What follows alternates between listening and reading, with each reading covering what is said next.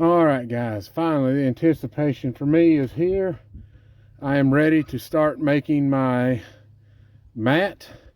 So I'm going to go ahead and fire the tractor up here and we'll get started. This year I'm trying to use a little bit of a camera prop so I don't get down in here so much. I was having to do all this by hand, so I'm hoping that this little holder will give me some better camera shots of the rear side of the tractor here as it's being tilled down. And I'll go over the final product for today. I may break that down into a separate video. I'm not sure how long I want to film while I'm tilling. As long as I can get a good enough video coverage for you all to see at least how it's going, and we can go from there. If you want the whole process from beginning to end, I can do that at another or next year or I can do the island and show it, because I won't be tilling it today.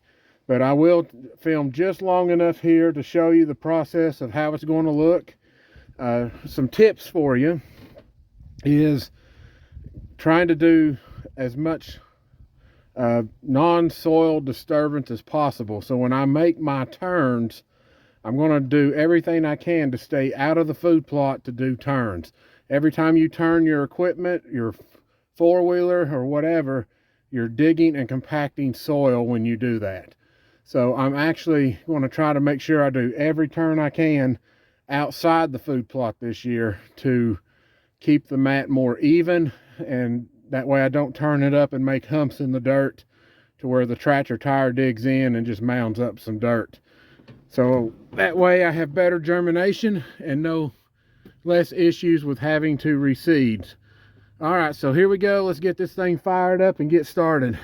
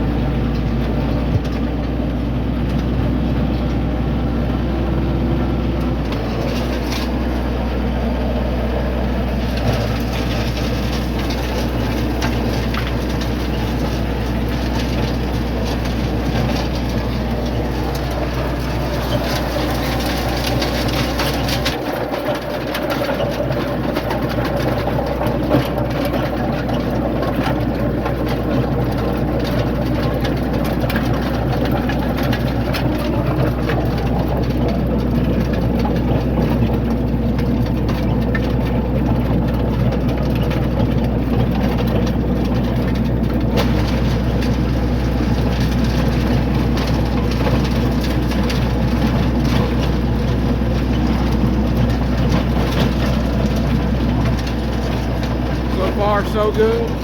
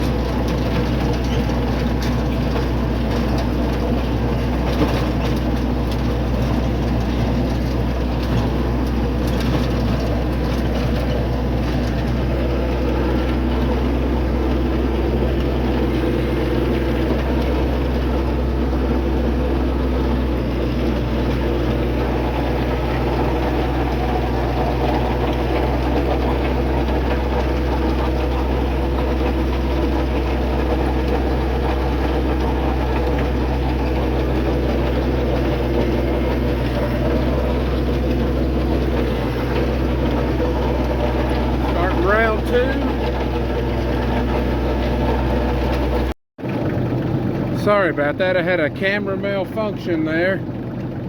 Apparently this camera holder's a pretty cheap piece of crap, so maybe I need to upgrade my camera holder. But sorry about that. So I'm starting round 2. You can see how it's laid over now. Hardly any dirt is turned up because it's mainly just knocking this down today. And when I do my seeding process, you'll see what I'm talking about. But any crimson that survives, I will let that seed out because it won't regrow in the summer and it will sprout in the fall, which will help with my fall blends down the road. So anything that survives that's clover related, good. So don't worry about killing your clover off. All right, let's get back into it here. I'm in a mess of turnips that I set out up here at a high sow rate just to get extra quick rotting material here. So here we go.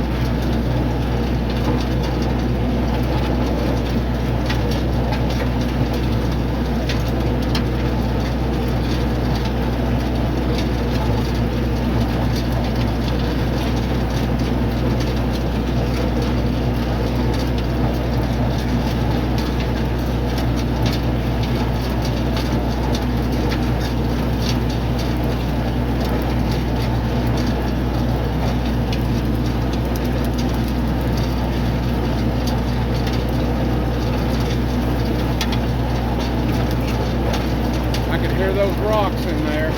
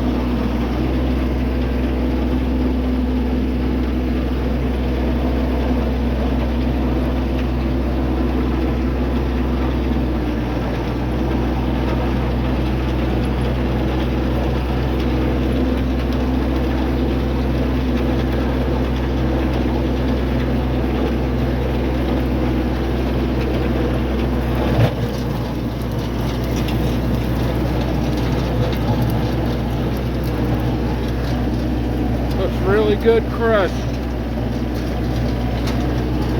This is about as close to no-till as I can do.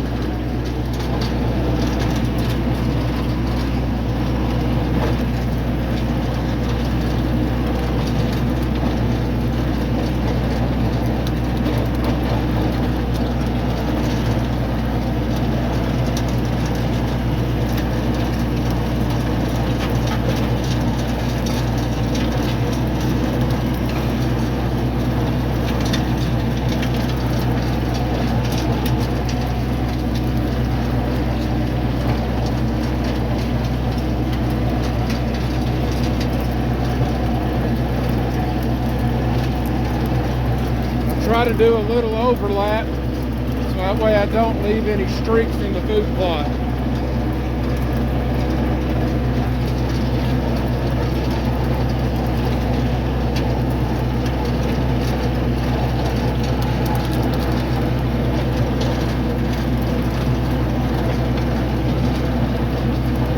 So far, so good. Lots of crimson in there.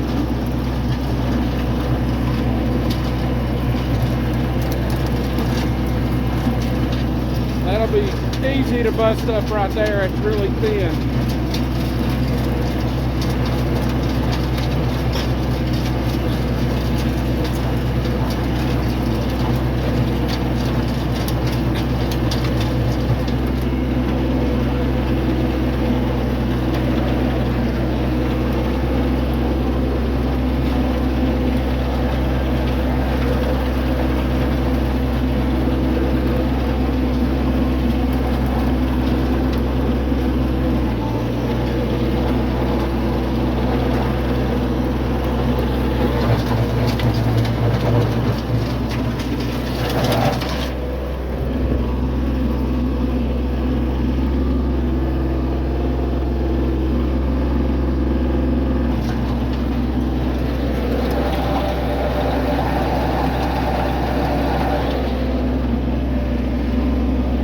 I'll get out and check it after this pass. I accidentally turned the tiller off. That's my fault. This cheap camera's not helping me much right now. Or cheap holder, I should say. That's the goal, flat.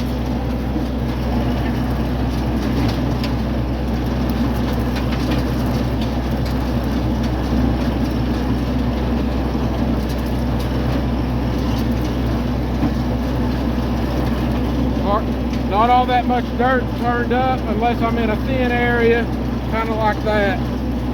That may be an inch deep or so.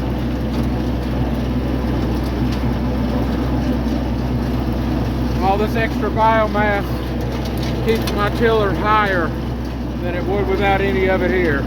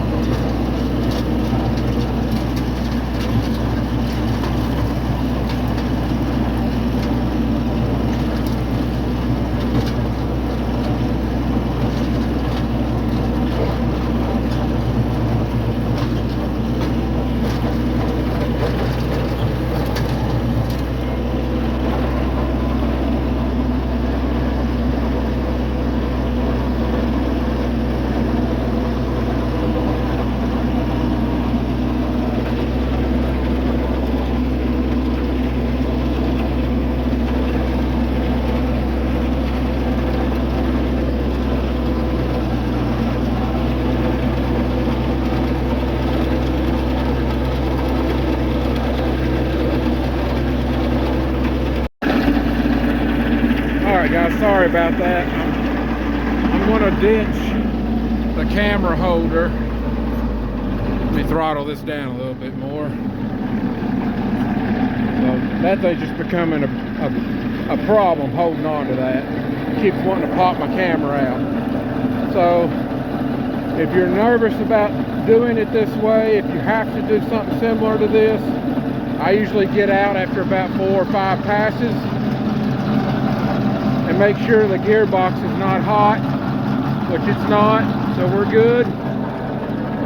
Watch your feet around these teeth, but this is what you're going to deal with.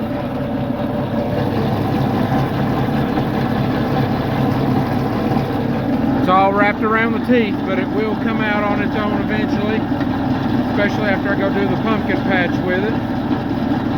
But I will keep an eye on this thing and see what happens. You can see it's actually throwing some of that out right there. So let's continue on.